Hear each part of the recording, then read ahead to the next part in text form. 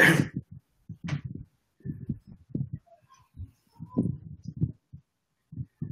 right, Ellis, you ready? As far as you know. All right, man. Let's go ahead and do this. I'll kick it off, brother. Here we go, guys. Welcome to Real Progressives, everybody. I'm Steve Grumbine with Real Progressives. Tonight, of course, is Steve and Ellis. Before we get into the overall program, before I bring Ellis on, let me just acknowledge the elephant in the room. Obviously, Charlotte has brought about massive movements across the United States. I spoke about it at some length yesterday. Obviously, we have a situation in this country where people are just literally tearing after each other. And my common refrain, no matter what the subject is, what is your desired outcome? What is it you're looking to do? Are you looking to kill everybody? Are you looking to wipe them off the planet? Or are you looking for solutions? And, it's definitely important to speak out against racism. It's definitely important to speak out against fascism.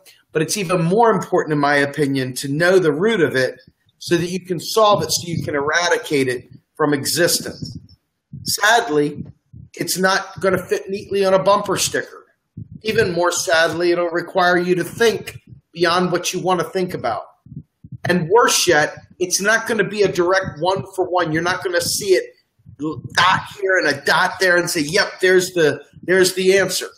Because unfortunately, sometimes complex subjects have complex answers. But in this case, it's not that complex. It really isn't. It's something that we've been suffering for over 40 years, not just in this country, but around the world. And one of the things that Ellis and I are going to talk about is the global scourge of neoliberalism and how it directly impacts oppressed people and people that are suffering, people at the bottom rung, people that are compromised, and how this is not just a U.S. phenomenon. This is all around the globe. The same exact economic problem, same exact outcome. Different groups are the scapegoat, different groups are the perpetrators, and different groups are the ones that end up suffering and dying. And worse yet, it always ends up coming because the answer is more complex than fits on a bumper sticker. So without further ado, let me bring on Ellis. Ellis, welcome to the show, sir. Thank you very much. So we have talked about neoliberalism quite a bit, and quite frankly, I don't think there is anything more important for people to understand right now. I mean, obviously, I see MMT as the silver bullet to kill neoliberalism, but most people haven't got a clue of what the effects of neoliberalism are. They just know the word. They know that they don't like it. They don't have a clue what it is, and they have absolutely no idea how to defeat it. And then when a place like Charlotte erupts, people don't understand why people that are fighting at the bottom of the barrel for table scraps are looking like a rabid dog fighting amongst each other, always looking to be one step above the pig slop. And what I'm seeing, and this is pretty standard across the board, I see it everywhere. In the UK, you see it with the Tories. In Australia, you see it all over the world. There's always a scapegoat for the lazy slobs that aren't working. There's always some group that is to blame.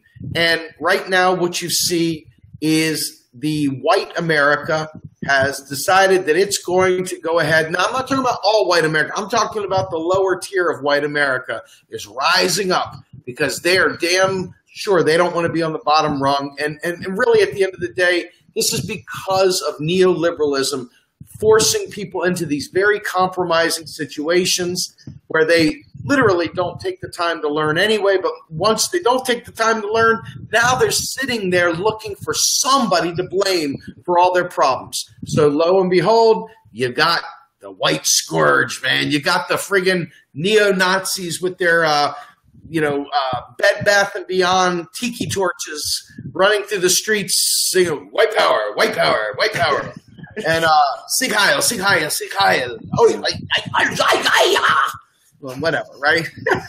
But the sad part is someone died from this, right? So now we've got a death who happened to be a good burner, And we've got other people out there who are literally livid across the country and with good cause. But the problem is, yes, be fucking angry as hell. Be bruised, be hurt, be angry, be outraged. But when it comes to the solution isn't just to go up and punch someone in the mouth and so forth. The answer really is, unfortunately, not as sexy. Or maybe it's more sexy. I don't know. It depends on your perspective. But it's not as right here, right now, immediate to deal with your anger and your emotions to friggin' fix it. It requires more than that. So do me a favor. Give your best Ellis explanation of neoliberalism so the people understand what it is. Neoliberalism is the transfer. It's a political and social, and economic ideology where it is the transfer of the means of the economy, like control of the economy, from the public sector to the private sector. In other words, we're talking about privatization, okay? Free market rules, right? And it's also a military force. It commands the military to open markets, across the globe and whatnot. It's a worldwide scourge, right? Neoliberalism is to blame, literally, for the social decline in America, in the United Kingdom, in Australia, over the last 40 years. It is to blame, along with ordoliberalism, mind you, for what has happened in Greece and what is going on in the European Monetary Union. It is a worldwide phenomenon. A lot of people mistake neoliberalism for something that's particular to the US. When they're in the US, we're talking about US citizens. They mistake it as being a US phenomenon. There's something to do with the Democratic Party because of the word liberalism is in there. Okay, so they just assume, well, liberals are Democrats, so these are, I guess, a different type of liberal. No, it's got nothing to do with that. This is a rather old 19th century, let's just say. It's old belief system, if you want to call it that. And it made a very, shall we say, large impact in the mid-1970s in the United States with the rise of monetarism. And it took the reins of power, and it began dismantling full employment. It began dismantling union power. It began suppressing wages. And it began its attack on the working man and woman and on the average citizen to drive the national income to the wealthy. And it's a horrific system. But what you have to understand is that with the modification to the economy also comes the modification of society. As you force people, as you use the power of government to force people into involuntary unemployment and keep them there long term, you also begin to increase poverty. And this begins to affect society over a long period of time, and it changes it, fundamentally alters it. And what you see today is the result of 40 years of forced involuntary unemployment and poverty. I know it doesn't sound like, well, how could those two things be related? All of this racism and violence and all of this, how could that be related? It is. It is, because what we know from several credible studies, the effects of long-term unemployment are a rise in crime rates, okay, a rise in physical and mental illness, many other things as well. But importantly, in this case, what we're talking about is current events that happened yesterday. Rising racial tensions. It's been several credible studies have shown this. All right, not to mention suicide rates go off the charts. 1 in 5 suicides now related to unemployment. So you fundamentally change society for the worse. And when that happens, you get politicians who are neoliberal. Okay, let's just be clear. That's what they are. And they come forward and they say, well, you know, here's the solution. And it's always the solution that has nothing to do with economics. It's always, here's what you can do. Here's what we need to do. Well, we need to protect voting rights. And what we need to do is we need to take down another flag. Or what we need to do is do this or that or the other. And what it is what I guess Steve would refer to as a band-aid that's being placed on the thing. What's really happening is the parties are deliberately choosing not to deal with the issue at hand, the real issue, which is the further impoverishment of the population, the promotion of low-wage underemployment, and the promotion of involuntary long-term unemployment and private debt expansion to self-production. This creates a society that is unlivable, it's unsustainable. It will destroy itself, okay? And basically, what people need to start understanding is, to be very clear, I'll just say it this way: if you're against Trump, you know, you say, why Trump? Why is America so? Trump is the direct result of 40 years of neoliberalism. What you saw, the vulgar display of disgusting behavior that you saw on the telly and on live streams with these neo-Nazis, these skinheads, and these white supremacists, is the result of 40 years of neoliberalism. It's the result of 40 years of deliberately sustained bad economies. That's the best way I can say it to the layperson. And when you sustain bad economies for long periods of time, this kind of crap happens. There's always someone. Who can we blame? Who can we blame? People are wanting to know. You know, the average person wants to know who to blame. And these small handful, that's what they really are. There's just this tiny handful of cretins called racists, white supremacists. They come out of the woodwork and they're happy to tell people who to blame. And people gullible enough will believe that. And the shit just goes out of control. But yeah, what you're seeing here is the result of 40 years of neoliberalism. It's actually the result of 40 years of just a bad economy, and poverty, misery, and sustained misery, I'm telling you. And all of that affects society, and it alters society for the benefit of the 1%. And the 1% then basically has you in a little aquarium. You can't see above the waterline. You only see what's going on in the aquarium, but they're all looking down at you. And you guys are fighting back and forth, thinking that this is a problem and this is the problem and here's the solution to this problem. And in reality, the 1% is looking down at you and laughing at you because it's entertainment. Because you're never going to get at the real problem. The real problem is the 1%. They have to be brought to heel, shall we say, in the most gentle way possible. They have to be brought to heel. Neoliberalism must be eradicated as though it were HIV, as though it were the pox, because it is. It must be eradicated worldwide. This is the entire problem with global economies, is neoliberalism. So let me ask you a question, Ellis, while we're talking here. Okay, we obviously have a situation where people want to have their cake and eat it too. They want to be able to have this immediate,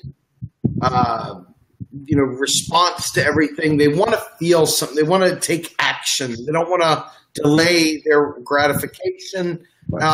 And if it doesn't happen within 5 seconds, we'll have another bombing. We'll have another gun shooting somewhere. There'll always be some form of tragedy to take people's eyes off the prize, when in reality, when you look at people who are shooting people and stuff like that, much of this comes out of mental illness and despair. Yeah. Mental illness solved by healthcare, despair solved by economics. Both of them not a sexy fix. Both of them don't involve punching them in the mouth.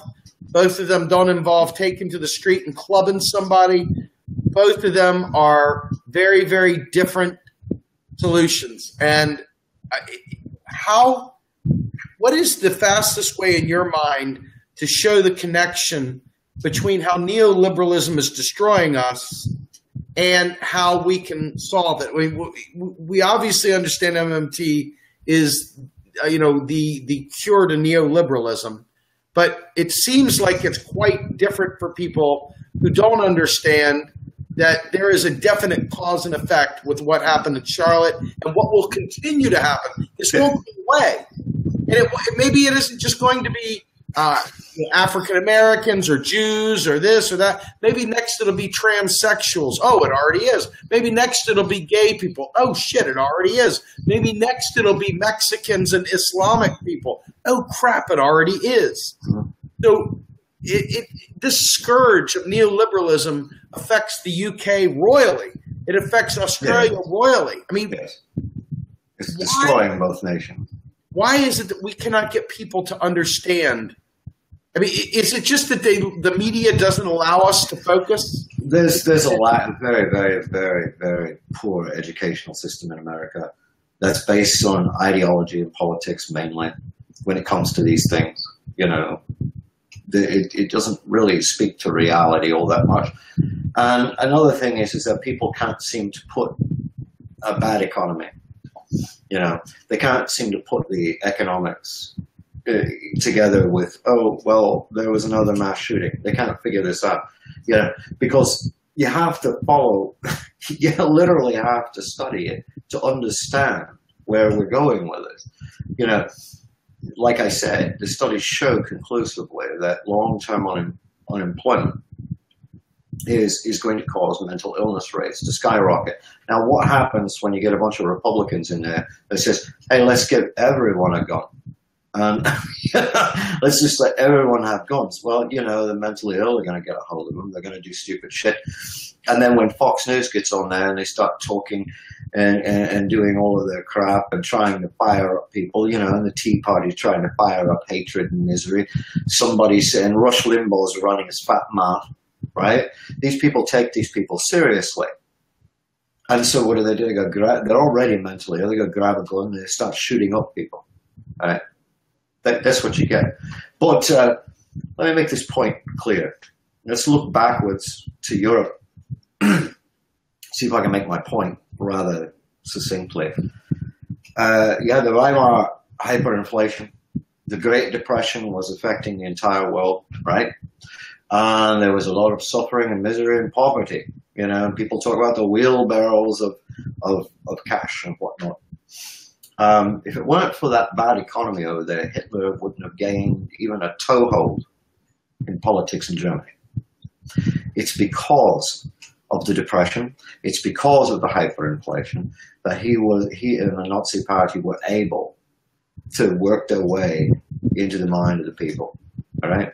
They were able to work their way onto the national stage and they were able to seize power.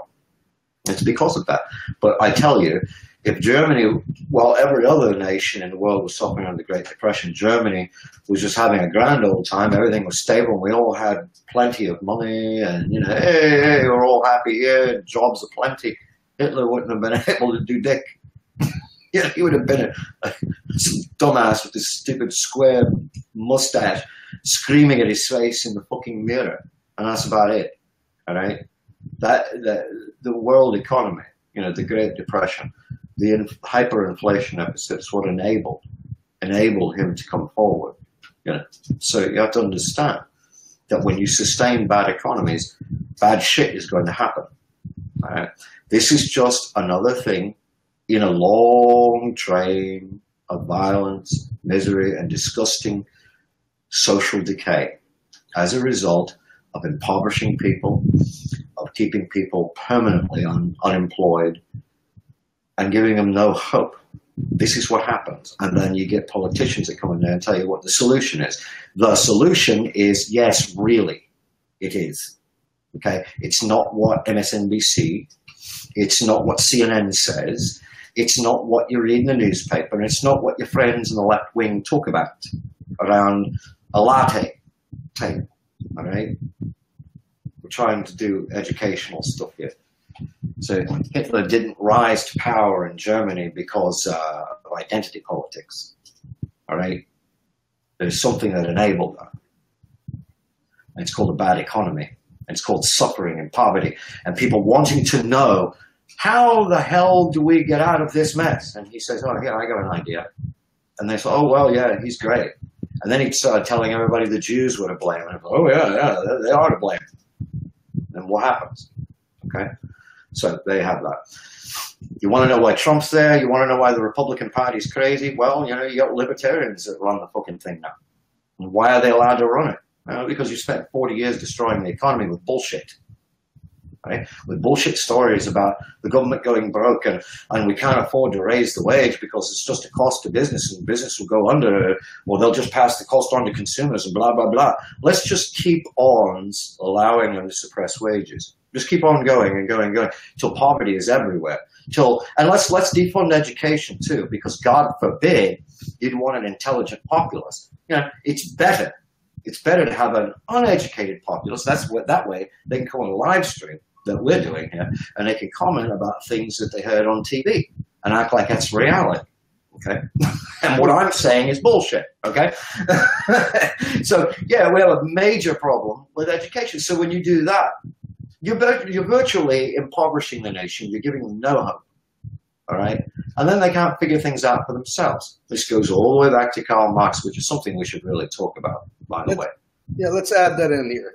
Yeah, Karl Marx made a point way, way back, over 100 years ago, and he said that the ruling ideas of the day, all right, are the result of the ruling class. So if you are the ruling class, you get to have the ruling ideas. And the reason for this is simple. He who controls the material forces in that nation also controls the intellectual forces of that nation.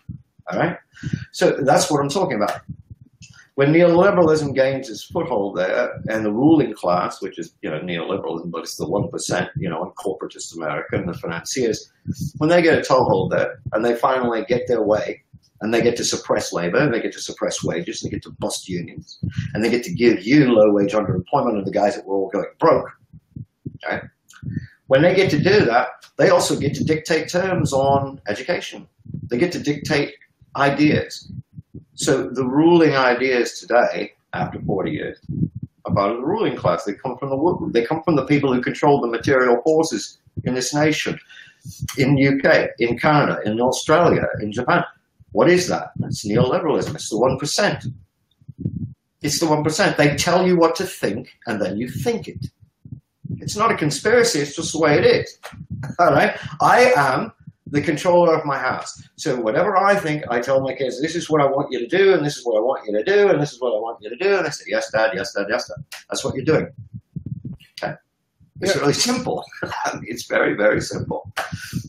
So what the whole point is, Steve, is that the people have to seize control of the government. Get it?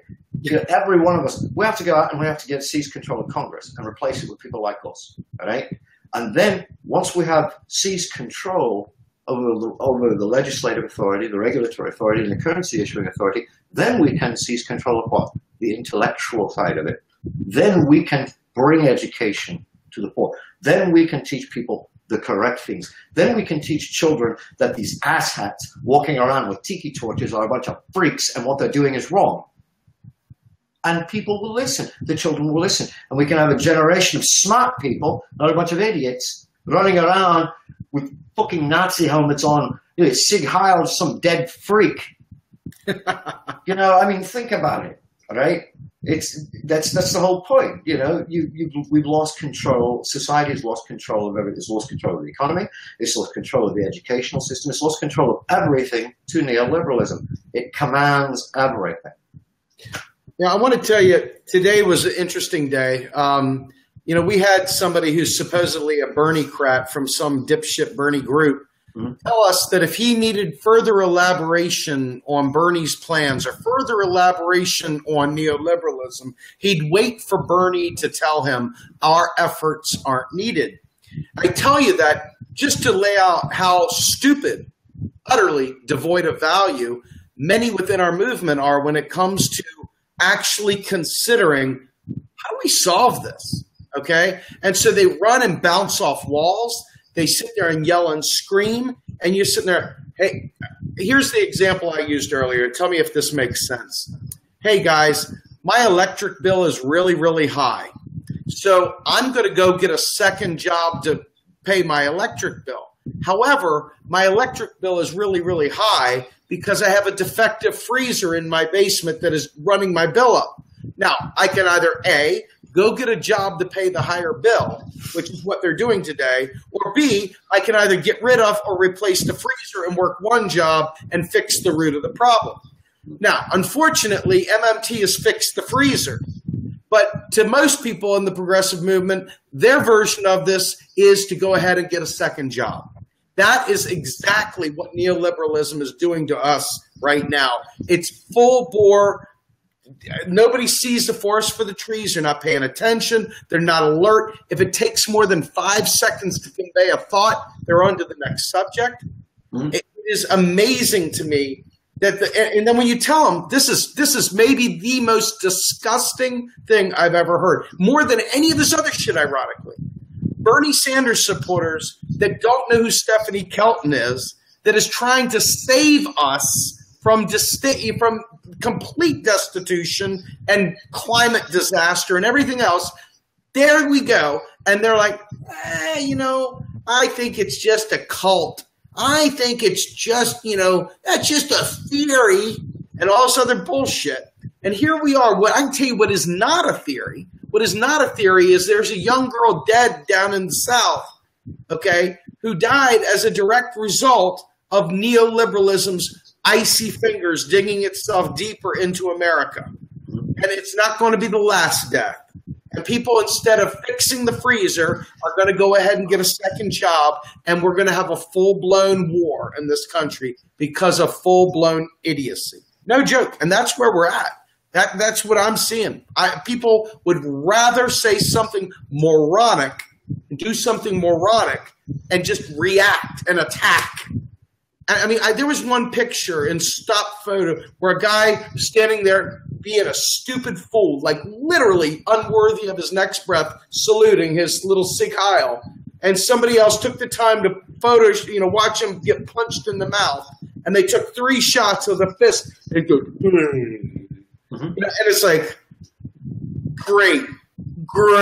Now all of a sudden the government's going to say your First Amendment rights are a little too dangerous. We're going to have to stop protests in America. It's coming. These people are not interested in solutions. So here's what's going to happen. It's all going to get shut down. And then we're going to end up losing our ability to get out of this neoliberal hell altogether. And then you've got real totalitarian hell to pay. And that's what I'm seeing coming up, man. People are more reactionary than thinkers, and we're screwed because of it. It's a possible outcome, yes. I mean, it's quite possible. But, on the other end of it, you get people who are like, he punched him in the mouth. Yeah, good for him, man. Where'd he go? I'm all, great. There's 2 sides to that. But I see someone there wanting to know what's the action item. We know what MMT is. What's the action item? Let me give you a clue. What did taking down the Confederate flag do? Did it stop racism? Apparently not. I guess that was a shitty action item. You're not going to solve this problem with petty, stupid, little liberal feel-good things. And you're certainly not going to stop it with pussy hats. And you're not going to stop it by marching in Washington and going, no more racism. I mean, it's just not going to stop anything. Okay. But what you can do is understand that you can, and no one is saying you should not protest. No one is saying you should not protest these things. No one's saying that you shouldn't counter-protest these Nazi skinheads, these racist bastards. No one's saying that. What we're saying is not to lose sight of the ultimate problem. And the ultimate problem is neoliberalism. It is the economy. It is the destruction of the economy and the destruction of society thereof. And you have to keep in mind that you need to seize Congress, okay, which means basically you've got to do it at the voting booth or under pressure. Hold on, Ellis. I want to say something real quick before you go any further on that one, because people are adamant that there are not fair elections, or adamant that blah, blah, blah. And I want to save you from having to go into this because I know it's not something you even want to talk about. But I'll take it for a second. Folks, in order for us to be able to take action, you know how you unite around Donald Trump's tax returns? That kind of nonsense? With the pussy hat. Yeah, and the pussy hats. You know how you unite about non-actionable, no-demand marches? Okay? You need to actually unite around ending neoliberalism. They've got a debt ceiling coming up right now. It's called class war. Right now, that they'll use to extreme precision to bring austerity to us. Okay? You have got tons of things that you have no idea about, and people are willing to say, well, what about the value of the dollar? Well, we got to cut spending. Oh, my goodness, we're all going to die, debt. And this right here is the thinking that undergirds all the austerity in America. It's the thinking that undergirds all the cuts that take away from the poor, all the cuts that rob communities of vitality and rob your families and rob you of hope. So what happens?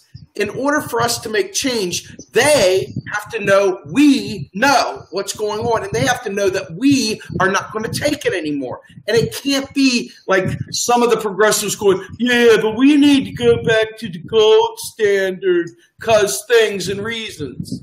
Okay, it's got to be honest to God. Let's end the fucking neoliberal scourge and freaking fight our way out of this thing and fix society. This is the way. It's actionable, folks. But sitting there going in without demands, just fist in the air and then hitting people and stuff, great. I hope it felt good for that moment, but it didn't get us single payer. It didn't fix the environment, didn't get us green energy, didn't get us free college for all, and it didn't help Appalachia. It didn't help Compton. It didn't help Detroit. They don't have any better water up there. What is it? What is it, Steve? Steve, what is it? And I'm talking directly to you because some people just aren't listening. Yeah, I'm telling you the earth is round. But the problem is that you don't believe in gravity. The thing here, Steve, how many people cannot put two and two together? In sense, how many people do not realize that poverty in the inner city is the reason for all the crime? How many people think poverty is this? Well, it's a social problem that we don't have a solution for. Poverty is the lack of funds necessary to access real resources. Okay, that's macroeconomics. All right, it's also a sociological thing. But poverty itself is generated by Congress when it refuses to spend. And if you maintain that over a long period of time, you're going to get violence. You're going to get racial tensions increasing. What the hell is not? What is it that people can't put two and two together here? They think. Do you really think that all the violence in the inner city is due to a statue of Robert E. Lee? Huh? You think that the drinking water, the condition of the drinking water in Flint, Michigan, has something to do with identity politics? I mean, the reason why it's dirty and stays dirty is identity politics. So let's talk. What I'm trying to say here is simple. If people if every single citizen is benefiting, deriving good benefit from the economy, and everybody has prosperity, you would not see these social problems the way you do today. You just wouldn't.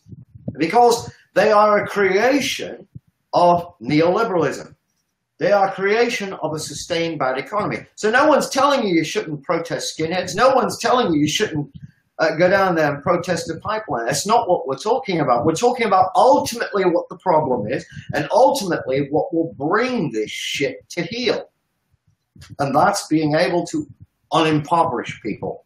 That is to free and liberate people, to give them control over the material forces of this nation, of the United Kingdom, of Australia. What's so hard to understand about that? You go and you seize Congress. Once you're in Congress, yeah. What are you going to do? Pass a law that makes free speech illegal, only the speech that you like? Or would you rather aim your deficit, okay, aim the federal deficit, universal health care, education, eliminating student debt, green energy, full employment, and a basic income, amongst other things. And over 10, 12 20, 40 years back, what you see today will no longer, it just will no longer exist. You know, people will look back at America and say, God, we're glad we're not like that anymore. I mean, seriously, you're going to have these little racist, idiot, pea-brained fuckwads. They're going to be, you know, hiding under their little rocks here and there. But if everyone is experiencing prosperity and everyone has full stomachs and everyone is enjoying life and no one has any financial worry, no one's going to pay attention to them. Why would you want to? Why would you just want to sabotage your own prosperity? Listen to that. But when you have 40 years of sustained bullshit, you're going to get these people convincing other people that the Jews are the problem, or black people are the problem, or the Asians are the problem, or people like me, a Native American is the problem, or people like me. This guy with an English accent, you know, he doesn't speak American. Okay, well, I'm a problem. Okay, next thing you know, it's people that are blind in one eye are a problem, aren't they? Hey? Or how about the handicap? Or how about autistic people? Yeah, or maybe people who, you know, the people with cystic fibrosis, or people with you know, however many handicaps you can imagine. Maybe they're the problem. We have to get rid of them too. Okay, you know, it can go on forever and ever. But what's driving it at the root is poverty, misery, suffering, and I don't see why people can't understand that. And I don't see why I would even have to be talking about this. And let me tell you part of the reason why, Ellis.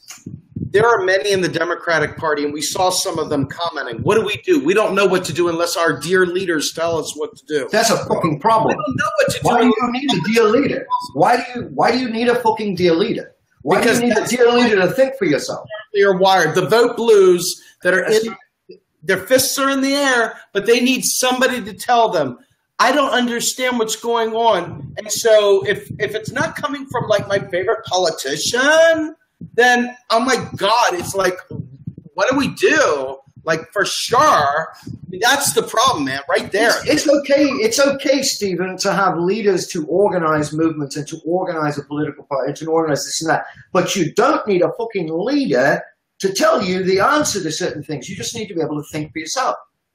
You don't need to, I better turn on telly here and have some talking head tell me what to think. And don't tell me people don't do that, because social media is full of shit that you can see on CNN verbatim. All right? You know, you got to think for yourself. You don't need a leader. You don't have to wait for Bernie Sanders to approve what you think. For Christ's sake. It's just unbelievable. The California Democratic Party didn't tell me that neoliberalism was a problem, and I don't know what neoliberalism is, but I mean, that's where we're at, guys and gals. We get sidetracked so easily. At the minute, this is no joke. We live in a hashtag environment. What's trending? Oh my God, I have all my friends are Democrats or progressives. All my friends already know this stuff, but damn it, I'm going to put post after post after post after post after post saying the same basic thing that my friends said. I'm going to say, oh my God, oh my God, oh my God. And this right here is where the short circuit goes on. They don't think past that. Instead of demanding, but what are we going to do? What, are you going to vote for Trump? No, we're going to force our dear leaders to actually do what we say and hold them to freaking account. And if they don't, we take over the damn offices. We take over the freaking town halls, and we take over the fucking airwaves. I mean, seriously, it's like, why is this even remotely difficult to understand? Why call them leaders at all? You elect leaders? Really? Last time I understood leaders were totalitarian in nature. They just show up and tell you how it's going to be. I did not know that Trump was elected dictator. I did not know that Obama was dictator. Okay? All I knew is that he was this guy who decided he was going to run for president, and it required the vote of the populace to put him there. I don't care who picked him. I don't care about rigged elections either. You know what I'm talking about. He's not a leader. He's a public servant. And, you know, there's some people that argue, well, they're not servants, they're elected representatives to government. Fine, same thing. You work for me, motherfucker. I am not ruled by a king. What happened if no king lives here? Does anybody understand that? There's no king in America. There's no queen either. Okay, there's no aristocracy, even though the people, you know, fashion one in their minds, and the 1% wants to believe that they're the ruling class and aristocracy. That's fucking fine. All they want. They don't tell me what the fuck to do. They don't tell me what to think. All right? End of story. The congressmen and women work for me. I don't work for them. And furthermore, I don't obey them. They obey me. And if they don't like it, get the fuck out. I mean, what's so hard to understand about that? All right? And don't tell me that a boss, all right, let's say you work at Walmart stocking shelves, and all of a sudden, 2 assistant managers, the store manager, and the district manager, they all show up in your house and say, we need to talk to you in the office. And they haul you into the office. Don't tell me that they don't have the authority to make you do what they want you to do, or you quit, right? Why don't you try that with Mitch McConnell? Let's get about, I don't know, 1 million people rushing into Washington, marching on the Capitol. All right, get 10 million. We'll see what happens. All right, you can either vote or you can protest. You can exercise your First Amendment right to peacefully protest. You go up there to Washington and say, we're not going to take this anymore. You got 10 million people screaming. Somebody's going to listen. They're going to take it seriously. All right?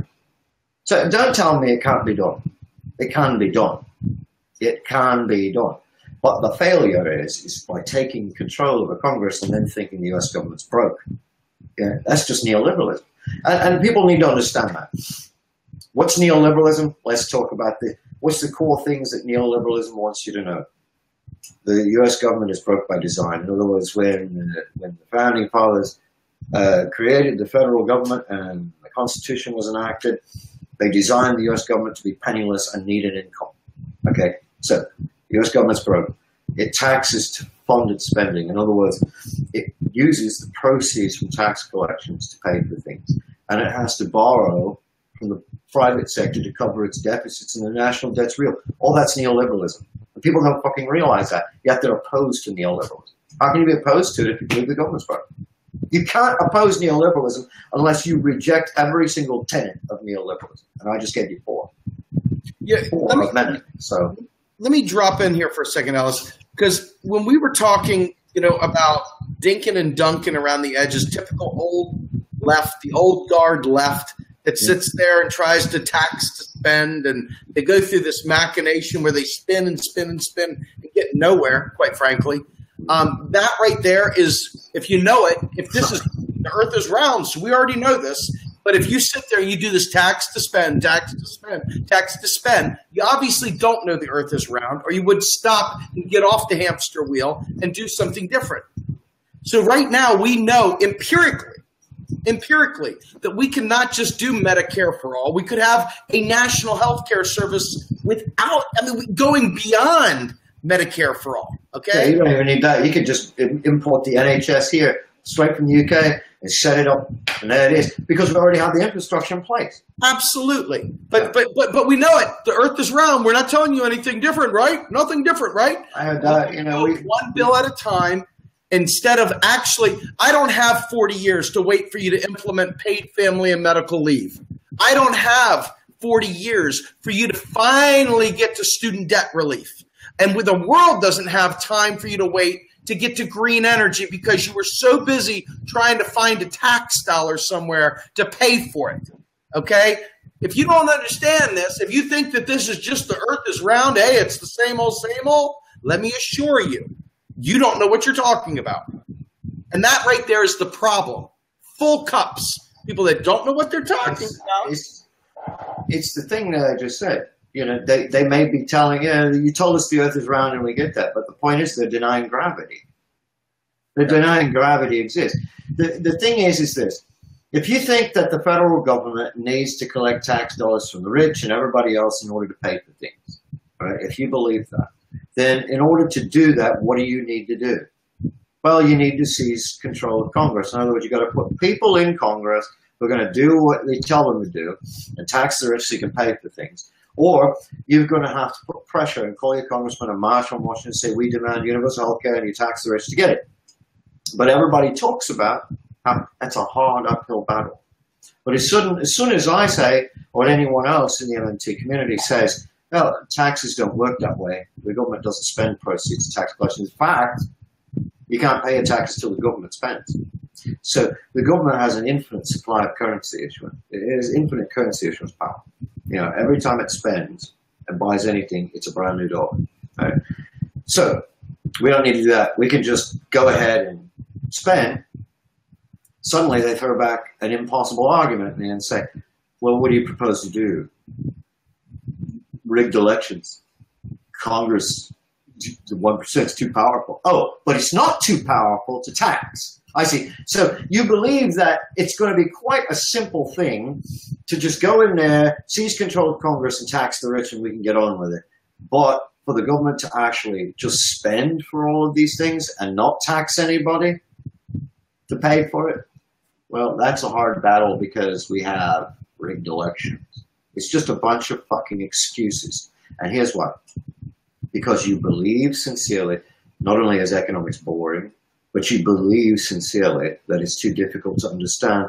And it's much, much easier to understand a small newspaper article written by Hillary Clinton or some other idiot on how racism is a scourge in America and we need to, it has no place in this country. Really? Well, that was deep. No shit. It is a scourge. No shit, it has no place in this country. What's your proposal? I don't know. Let me get two people on the show here, and then they start talking and talking and talking, and they start arguing back and forth about structural problems and all this other shit. And then you think you're intelligent. But the reason why is because it's easy to digest. Okay? And it's exciting. It's dramatic. I'm sorry that economics just isn't dramatic enough. You know, I can't make a lot of drama out of it. All right? I mean, what was it, 8 months ago I said, yeah, I think it was about 8 months ago on the show, I said, isn't starving children drama enough for you? Isn't people homeless in sub-zero weather drama enough for you? You need other drama with that? Yeah. I mean, it's ridiculous. I understand it's boring to you. I understand you think you can't understand it. But I'm telling you that you can. It's very simple. My children understand it. All right? It's not because they have the benefit of living with me. It's because it's simple to understand. The basic fundamentals are very easy to understand. The reason why you think it's hard is because mainstream economics is difficult. And it has to be difficult to be believed. It's complete bullshit. It's fantasy. So naturally, it's complex. It's very, very complex. But, you know, that's not what we're talking about. We're talking about reality. And reality is very, very easy to understand. The fundamental basics of it. Now, if you took a moment of your time each day and just digest a little bit, you'd start to be able to piece two and two together, and you'd see why violence and crime rates and poverty are all related to one thing: the government failing to spend for the public purpose and full employment.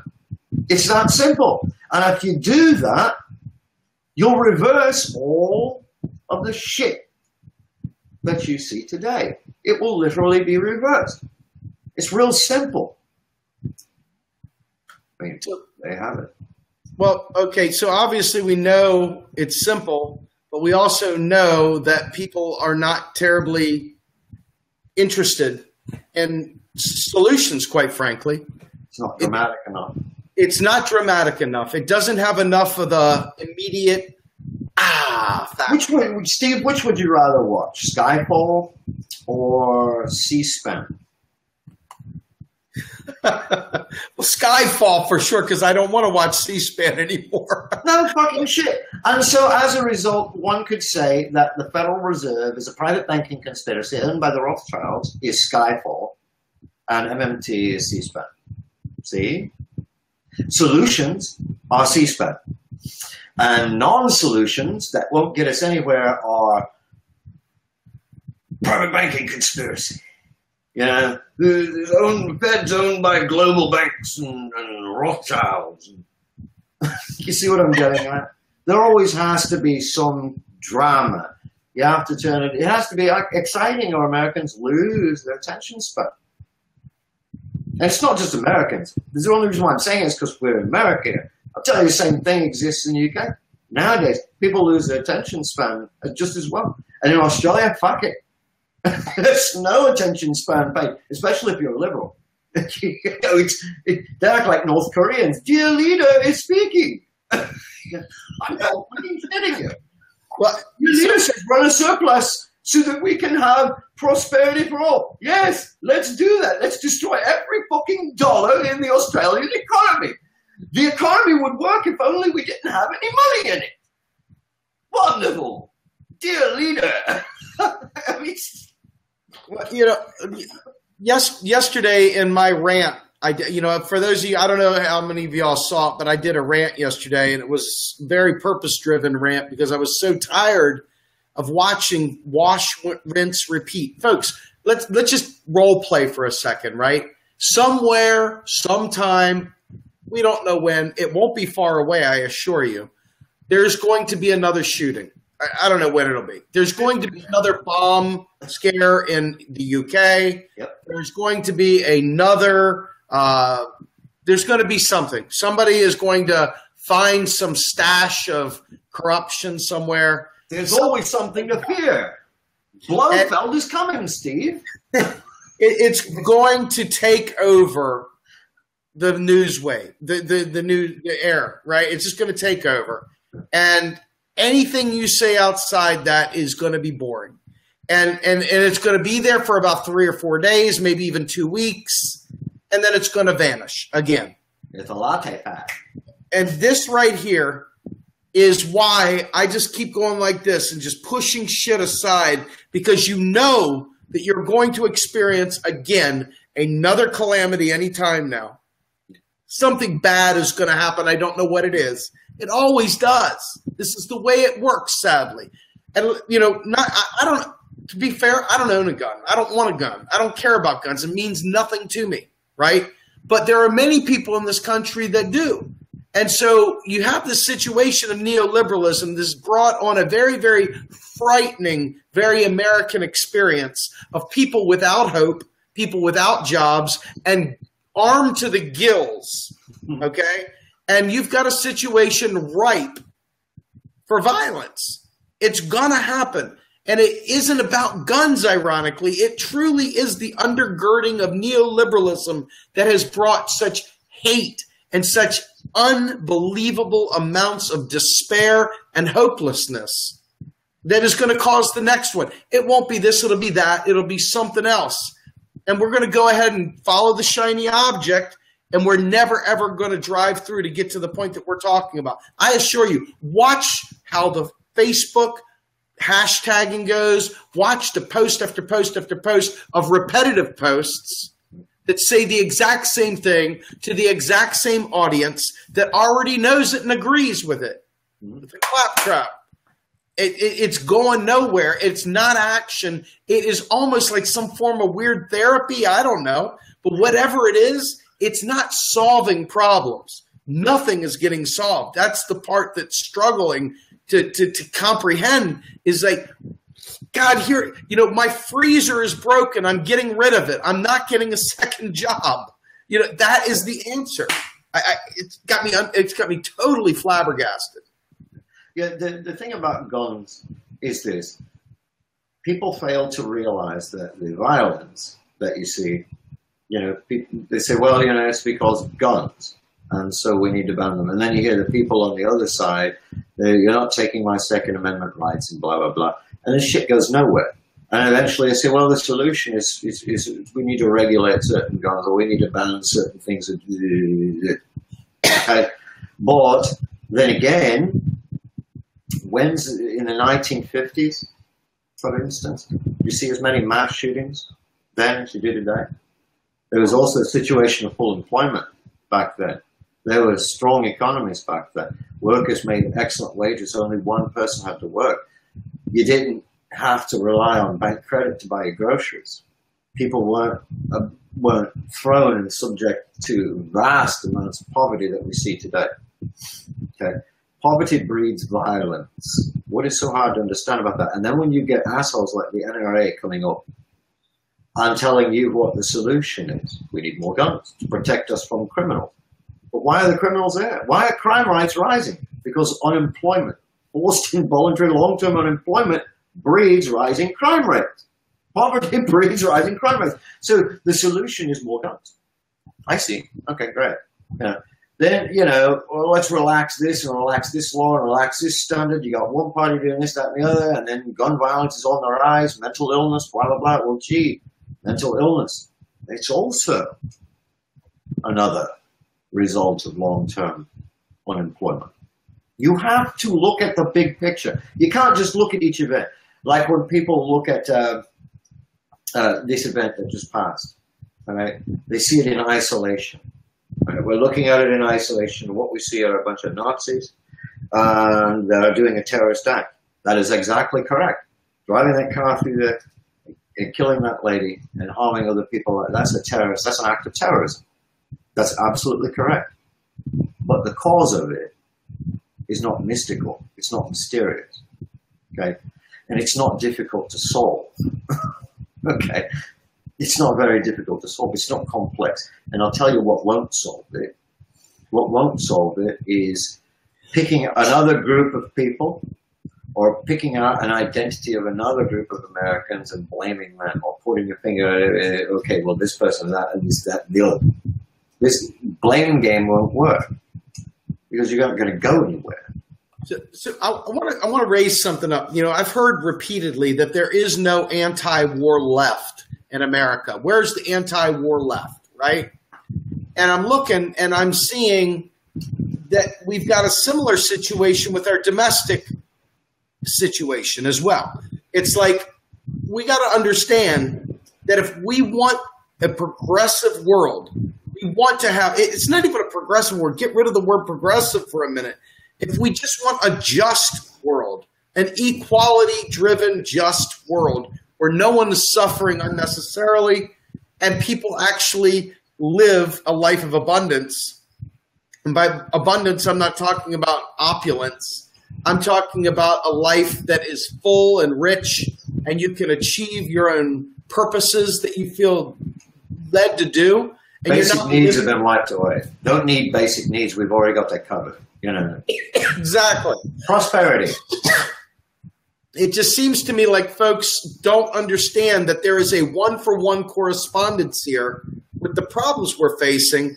And, you know, I get it, but I just want to shake people to understand that long-term, if you don't keep your eyes on this prize and you just wait for your politician to tell you what to do next, you're going to continue getting these freaking neoliberals. You're going to continue getting people that claim to be progressive, but are really actually just repackaging the same neoliberal horse shit. But they say it in a different way, so you feel like, well, yeah, they're good. Now, I like them. They're very progressive, let me tell you.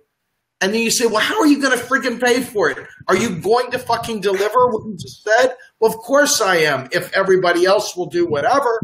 Well, you got to give air cover, folks, for these people because sadly, most people don't understand and they don't want to understand.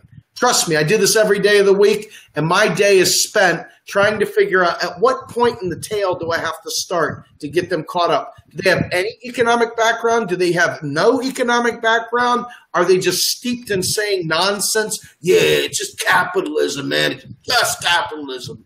You know, and they don't understand what's going on. So you sit there and you go, wow, man, I don't even know where to begin with this individual.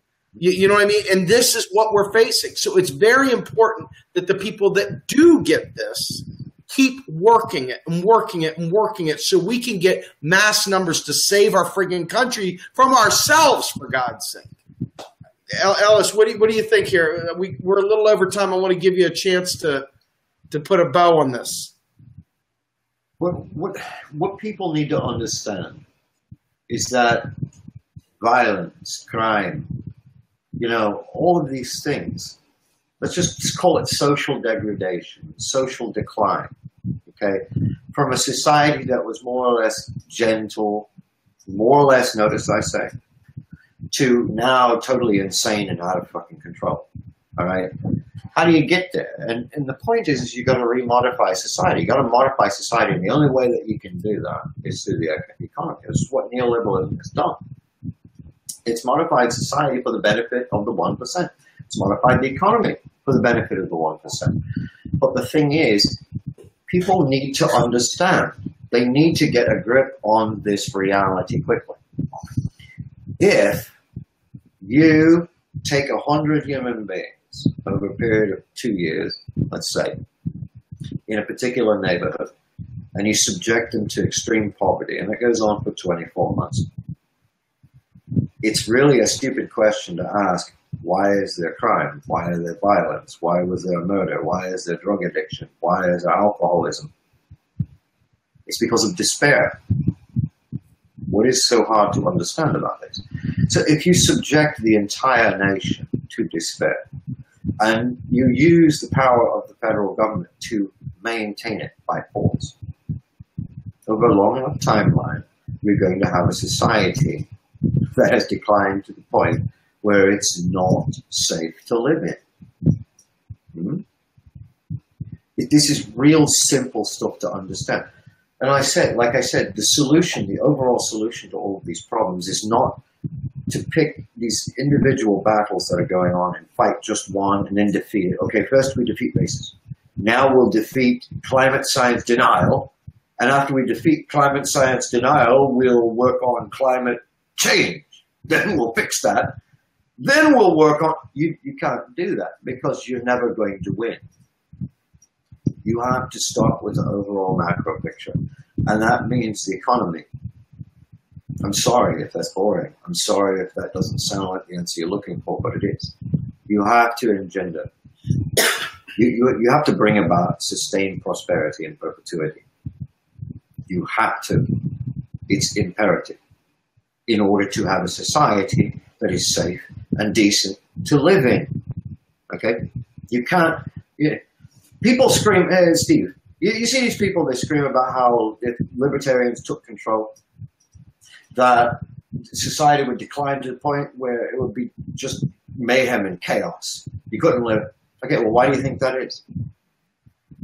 Exactly. Because of the economics, you see. Why do you think, though, that this is different? This situation is somehow different. It's not. It's the same fucking thing. He who controls the material forces controls the intellectual forces, controls the intellectual production, controls society. Why? Because Steve has to eat. You have to eat.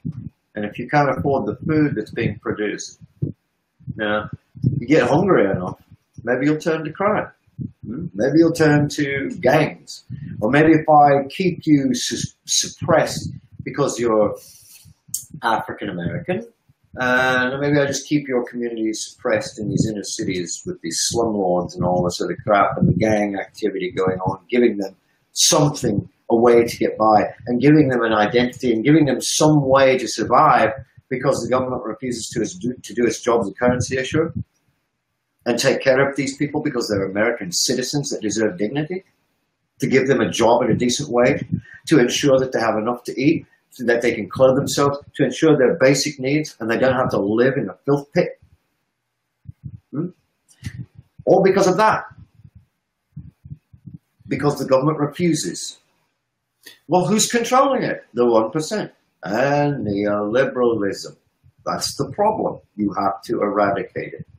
Ellis, can I ask you to do one small thing? I probably should have hesitated before I called the flag, the 5-minute rule or whatever, because this is something very important that I want to always be able to reemphasize as often as possible.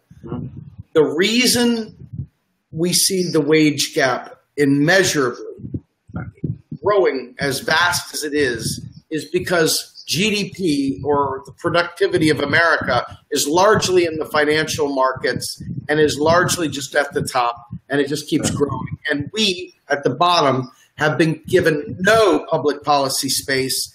And what we have been forced to do is leverage private credit to offset public policy that should have been done as fiscal policy, is now being taken care of through private bank credit. And that private bank credit is a result of, not the reason for it, but a result of neoliberalism cutting public policy space and pushing us yet again to privatization. I probably said that wrong, or I probably said it in a way it wasn't clear. Can you give a shot at repeating that in a way that makes sense? Yeah. When you suppress wages, first of all right, what happens is eventually the real wage, okay, that's something that workers can't control. the real wage itself will stagnate. But if you push productivity high, all right, try and understand this. If you, if the business leader, we'll just say it that way, wants production up, but he's keeping wages flat, it creates a gap. Okay, here goes the gap. All right, there's the gap right there. Okay, that's it. That gap has to be filled by something. All right, what this does is when the real wage falls out of line with productivity, it drives the national income to capital, drives it to the rich and away from workers. Okay, workers share in gross domestic product. That's the national income. Capital shares in it as well. All right, that's everything the nation produces, the final output. Workers and capital share in it. So what capital has been doing is suppressing wages, because that is how workers derive their share of the national income, through wages, you see. So when you suppress wages, you're actually suppressing the worker's control of his share of GDP. You're suppressing it, making it smaller and smaller. So you're making the capital share, the rich person's share of gross domestic product, larger and larger. All right. What happens here is this. Eventually, it gets to the point where we discover that low-wage environments, because of these, sustained over a long period of time, people no longer have enough money. They no longer make enough money to buy everything the nation produces. So the capitalist is in kind of a quandary, isn't he? The business leader's in a quandary. His workers don't make enough to buy what he makes. The nation doesn't make enough to buy what business is producing and selling. So how are we going to profit? We got to do something. Well, if the government starts spending on the public purpose and having full employment, that's a bad thing for the business leader, because what happens is the business leader loses control over his workforce. He can't threaten them with unemployment lines and the stigma of being unemployed, you see? Can't threaten his uppity workers. He doesn't want that. He can't suppress wages. Doesn't want that. So there has to be a solution. Enter the financial sector, the banks. They're willing to lend. Okay? And since government is keeping its deficit low and reducing it and trying to go for a surplus, the supply of dollars is being deliberately shorted. All right. So now you have the spending gun. You fill it with bank credit. All right. So whereas before it used to take only one person to have a job and work, and people didn't use credit cards to buy groceries and kids' clothes and all that other crap. Now today you're using your credit cards to buy every fucking thing under the sun you need to stay alive, including toothpaste. All right, because your wages are so low. But what's happening is the bank credit is being used to buy production. So you see, the capitalist can now continue to increase production. Right? He can ensure that what he produces gets sold, but it gets sold through bank credit, not wages. Wages are stable, bank credit is not. You have to pay back bank credit, you don't have to pay back wages. So what's happening is we're driving even more national income to the rich, and the big boys on Wall Street are getting a big taste of the profits through interest, and the worker is getting poorer and poorer and poorer and poorer, and his share of national income is shrinking and shrinking and shrinking to the point where it's non-existent, literally. And in the end, what that is a massive wealth and income inequality gap. All right? Government has not spent for the full employment and public purpose. It hasn't done that. In fact, it's discouraged from doing so. We just use monetary policy to manage the economy, you see. Ignore fiscal policy because we'll have inflation and we'll all die. That's what you're told them. It's all bullshit. Complete 100% bullshit. So if you suppress the deficit and you keep cutting it, you keep trying to run a surplus, all that's going to happen is once you do achieve that surplus, you're going to force the entire private sector into deficit. It's going to have to make the adjustment. And when it does, consumer spending will just collapse. Business will lay off a bunch of workers and you'll have a recession. And the surplus will become a deficit again. All right? If deficit is necessary, it's vital. But if government is not going to deficit spend for full employment and the public purpose in order to increase the workers' share of GDP. It's not going to do that. There's going to be a spending gap. It has to be filled by something. And bank credit, bank loans, credit cards, they are an alternative to federal spending. They're an alternative when wages are low to fill that spending gap. Because you can spend bank credit like you can a US dollar. Amen. All right. Sir Ellis, I want to thank you. That was beautifully stated. For those of you who follow us here, you know, everybody else is already talking about things in a different light. We have our angle to present. You know, take it in its wholeness, look at this and understand that many of these problems are symptoms, not root causes. And when you fight the symptoms, you're putting Band-Aids on heart attacks. It's important for us as people, as individuals, as human beings, as family people, as people that love our children, okay? As people that love other people's children and care about making progress. It's up to us to literally do something different, to do something truly worth our lives. And that is to fight for the 99%. Some of the things that we're seeing right now within our own grouping even, okay, is people in utter hopelessness and despair within the progressive movement. They don't think that there's any way out. They don't see how to connect the dots.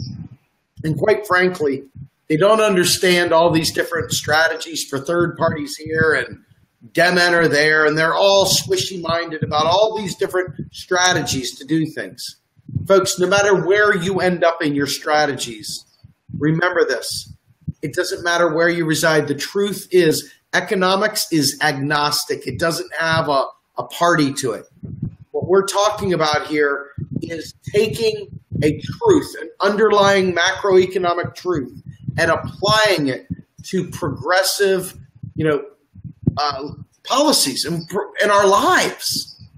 So we're asking you to take the time to dig in, to learn, and be ready when we call upon you to activate. When you see opportunities, go in there and take action. Go in there and take action. Calm, cool, collected action. Intelligent, cerebral action, so that we can stand a chance to win. Because right now, folks, there's far more people flailing about, just ready to punch somebody, and not enough people stopping and thinking, what is the root cause and how can I solve it? So with that, Ellis, I want to thank you, sir, for joining me tonight. You did a wonderful job. I really appreciate the effort you put in. And folks, I appreciate the fact that you joined us. Thank you so much for your time tonight. We'll talk to you all soon. And by the way, beginning of September, I will be at the Convergence conference, which is in Washington, D.C. Excited about that. We're putting together an economic panel. I'll be doing a workshop. And also, late breaking news, for some of you who haven't heard this, I will be also on a panel discussion at the MMT World Conference in University of Missouri, Kansas City at the end of September as well. I'm very, very excited about that. Get to meet a lot of people, get to meet a lot of you all. So if you have any intention of going, please, by all means, let us know. We'll try and hook up, see if we can find a way to get all the real progressives together. We're going to try and find a way to get a Real Progressives MMT shirt for those who go to the conference so that people can say, hey, look, I came here via Real Progressives. Be good to show some strength in our numbers as well. So with that, have a great night, everybody. I want to thank you for joining us. We'll see you soon.